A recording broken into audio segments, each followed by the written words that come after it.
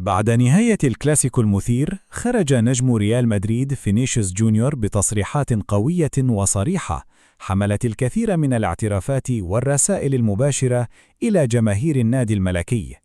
وأكد النجم البرازيلي أنه لم يكن يرغب في الحديث أمام الكاميرات في هذه اللحظة الحساسة، لكنه شعر بأن الصمت لن يكون التصرف المناسب، خاصة في موسم وصفه بالصعب والاستثنائي من حيث التحديات والتقلبات.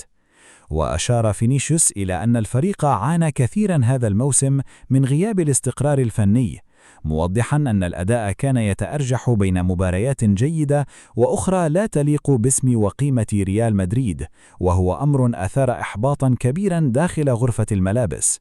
وأضاف اللاعب أن الفريق كان يشعر دائما بوجود شيء مفقود يصعب تفسيره بدقة، لكنه كان واضحا في أرضية الملعب وفي الأجواء الداخلية، مؤكدا أن الروح القتالية حضرت أحيانا واختفت في أوقات أخرى، وهو ما تسبب في ضياع الكثير من الأهداف هذا الموسم. ورغم خيبة النتائج، خص فينيسيوس جماهير ريال مدريد برسالة مؤثرة، مؤكدا أن دعمهم اللامحدود كان السبب الرئيسي الذي منحهم قوة للاستمرار، قائلا إن الجماهير واصلت التشجيع حتى في اللحظات الصعبة رغم النتائج التي لم تكن في مستوى تطلعات النادي. واعترف اللاعب بشكل مباشر بأن الفريق خذل الجماهير في بعض الفترات، مضيفا أن هذا الأمر يؤلمه على المستوى الشخصي، لأن لاعب ريال مدريد حسب وصفه يجب أن يكون دائما في مستوى هذا الجمهور العظيم.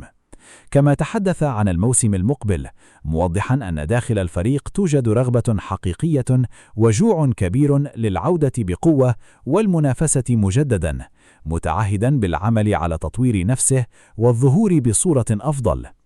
وفي لفتة رياضية لاقت اهتماما واسعا، اعترف فينيسيوس بأحقية برشلونة فيما حققه هذا الموسم، مشيدا بالعمل الذي قام به المدرب هانز فليك، ومؤكدا أن الفريق الكتالوني استحق التتويج لأنه نجح في بناء منظومة قوية ومتكاملة.